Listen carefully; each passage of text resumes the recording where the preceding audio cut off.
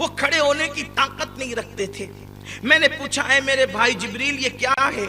عرض کی یا رسول اللہ یہ آپ کی امت کے وہ لوگ ہیں جو سود کھایا کرتے تھے. دنیا ہی سب کچھ نہیں ہے, دنیا کا مال ہی سب کچھ نہیں ہے. کیا دنیا دنیا لگا کر کے رکھا ہے, کتنا بھی کما لو سب یہی چھوڑ کر جانا. قرآن کہتا ہے لا تنس نصیبک من الدنیا, دنیا سے اپنے نصیب کا مت بھولو, کفن کے سوا کچھ نہیں لے کر کے جاؤ گے. حلال کماؤ, محنت سے کماؤ, اسلام نے جو راستہ بتایا اس راستے سے کماؤ. اللہ نے فرمایا ہم تجارت میں برکت دیں گے, سود کو ہلاک کریں گے. جو تجارت کرتے وہ ترقی کریں گے, جو سود میں ڈوبے وہ ہلاک ہوں گے. ہم نے بہتوں کو دیکھا بیٹی کی شادی کے موقع پہ سود سے پیسے قرضہ اٹھا کر کے لے آئے, کاروبار کرنے کے لیے قرضہ اٹھا کر لے آئے سود سے, بعد میں جو کچھ تھا وہ سب چلا گیا. سود کی لعنت یہ ہے.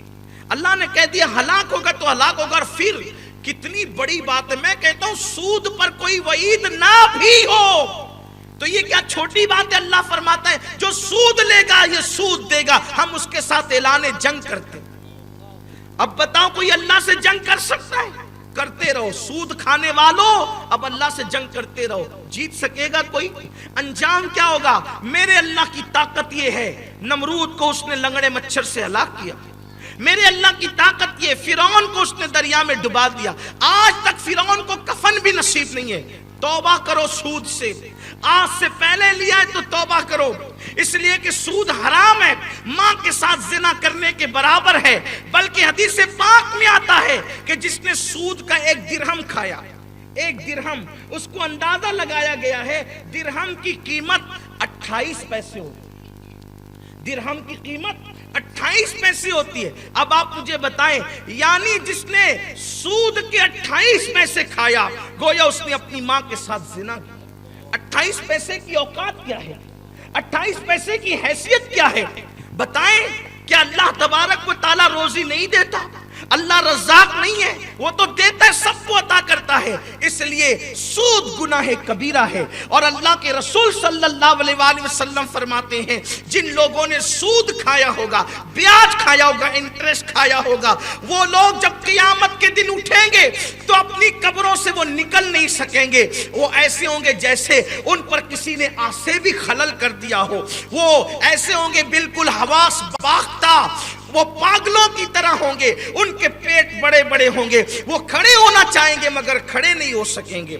اس لیے مسلمانوں اگر تم نے اللہ اکبر, اچھا کچھ ایسے بھی بیچارے سیٹ لوگ ہیں جو اتنے حاجی نمازی متقی پرہیزگار ہیں کہ وہ گھما پھرا کر کے سود لیتے ہیں, رستے نکالتے ہیں رستے.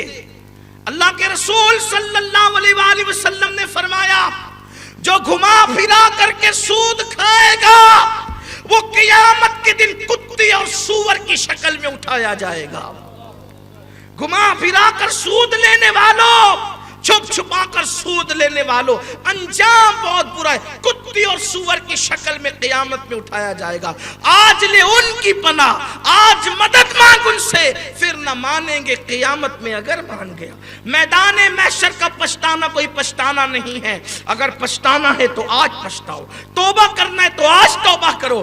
یہ بھیگی بھیگی رات, یہ سرد رات میں جو آپ بیٹھے اللہ رسول کے فرامین کو سن رہے, بارش میں بیٹھ کے اللہ رسول کے فرامین کو سن رہے, صرف سن کر مت جاؤ, زندگی بدلو, زندگی تبدیل کرو. مجھے نہیں پتا آپ کی موت کب آئے گی, میری موت کب آئے گی, ہم دنیا سے کب جائیں گے, نہ مجھے پتا ہے نہ آپ کو پتا ہے. آج کی توبہ کل پہ مت ڈالو. آج شب جمعہ ہے, شب جمعہ میں توبہ قبول ہوتی ہے, بارش ہوتے وقت بھی دعا قبول ہوتی ہے. رب کی بارگاہ میں سچی توبہ کرو. تو سود گناہ کبیرہ ہے. پھر فرمایا ظلم گناہ کبیرہ ہے. یعنی اللہ تمہیں دولت دے, اللہ تمہیں طاقت دے, اللہ تمہیں قوت دے, کسی پہ ظلم مت کرو. آج کل میرے قوم کے چھوٹے چھوٹے 16 17 سال کے لڑکے پکچروں میں دیکھتے ہیں لڑائی جھگڑے, تو ان کو بھی دادا بننے کو سوچتی ہے کہ ہم بھی چلو ہم بھی دادا بنے. یہ دادا گیری پتہ نہیں کہاں سے لوگ سیکھ کر کے آتے. اور پھر تھوڑا سا جم کر لیا, تھوڑی سی باڈی بن گئی, تو محلے میں سینہ تان کر کے چلتے ہیں. اللہ تعالیٰ فرماتا ہے زمین پہ اکڑ کر مت چل. اللہ فرماتا ہے زمین پہ اکڑ کر مت چل, تو زمین کو چیر نہیں ڈالے گا. جب کوئی زمین پر تکبر کے ساتھ اکڑ کے چلتا ہے تو زمین کہتی ہے, زمین اکڑ کر چلنے والوں کو کہتی ہے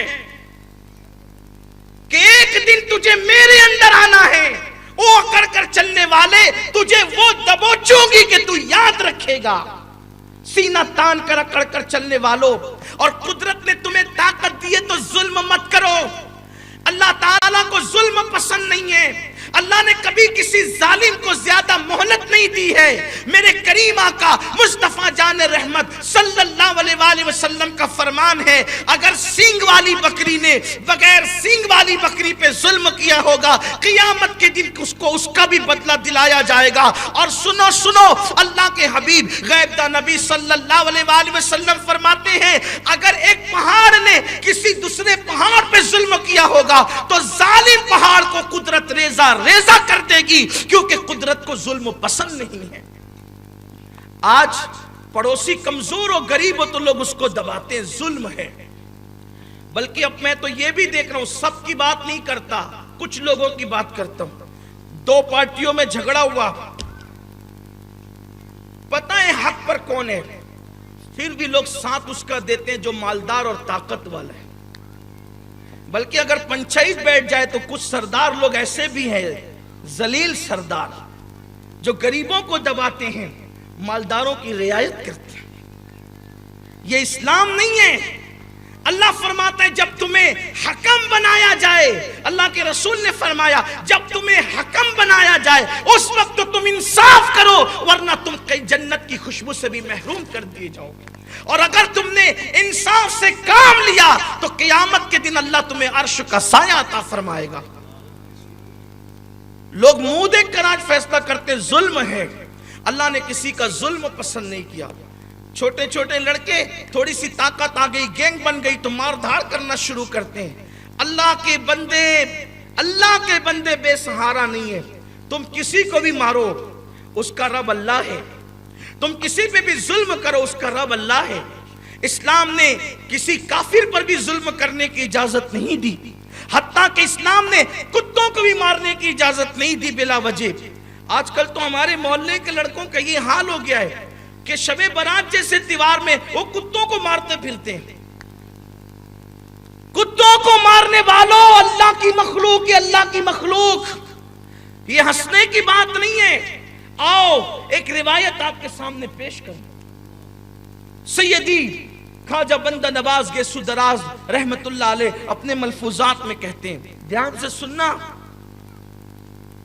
محلوں اور محلے والوں کو مار رہے ہو, پڑوسیوں کو مار رہے ہو, کتوں کی بات کر رہا ہوں. کتوں کو اسلام, آج کل تو یہ بھی ہو گیا نا, پانی جو ہے وہ تھوڑا گیپ سے آ رہا ہے, 2-3 دن لیٹ ہو کر تو عورتیں بھی پانی بھرتے ہوئے مارا پیٹی کرتی.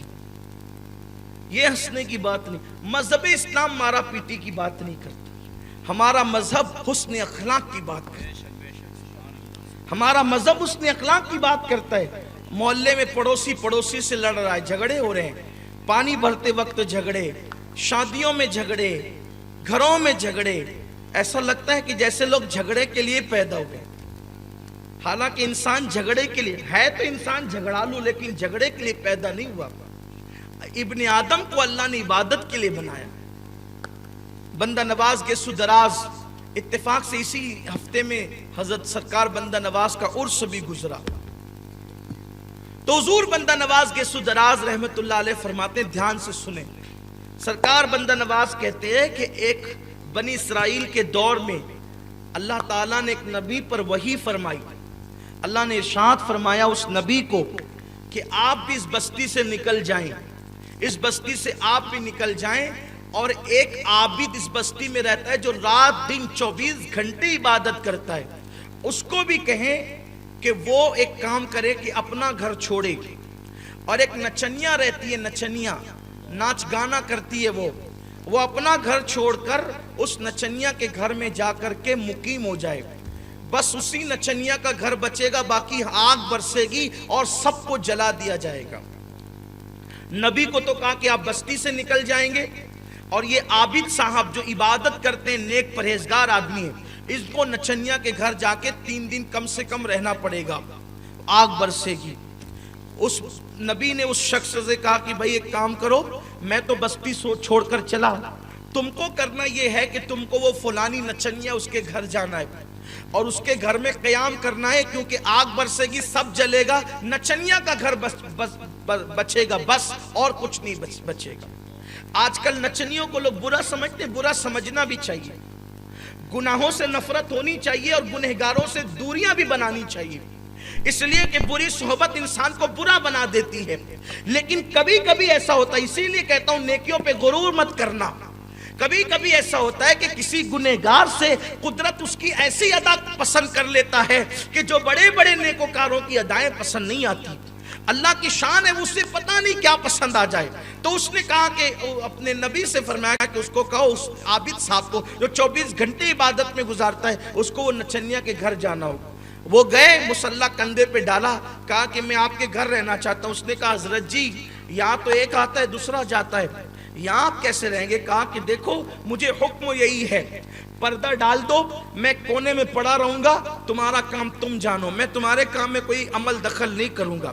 کنارے پہ ڈالا، مصلی بچھا لیا، پھر تو کوئی آیا بھی نہیں، اس لیے کہ جب یہ نبی بستی سے نکل گئے، یہ نچنیا کے گھر آ گئے، آسمان سے آگ برسنا شروع ہوئی اور سب جل گیا، سب مکانات جل گئے، عبادت خانے جل گئے، سب جل گئے۔ اور جب آگ ٹھنڈی ہوئی، وہ نبی تشریف لائے، یہ بھی گھر سے نکلے، تو اس نبی نے پوچھا کہ اتنا بڑا نیک آدمی، اس کو نچنیا کے گھر جانا پڑا، عبادت خانے جل گئے، ساری بستی کو آگ لگ گئی، ایک تنکا بھی نہیں بچا، اس نچنیا کا گھر بچا، اور عبادت گزار بھی نچنیا کے گھر میں گیا تو بچا، ورنہ اور کوئی نہیں بچا۔ تو ندا آئی، اس نبی کو وحی کی گئی کہ اس بستی میں ایک کتا آیا تھا، کتا، اس کتے کو کھجلی کی بیماری تھی۔ جب وہ کھجلی والا کتا، خارش والا کتا اس بستی میں آیا تو بستی کے لوگوں نے اس کو اتنے ڈنڈے مارے کہ اس کو لنگڑا کر دیا۔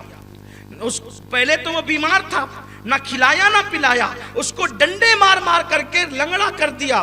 اور جب یہ ادھمرا کتا جب چلنے کے قابل نہ رہا تو اسی نچنیا نے اس کو دیکھا اور دیکھ کر کے کہا کہ لوگ یہ کیوں نہیں سمجھتے کہ یہ کتا ہے مگر ہے مخلوق کس کی؟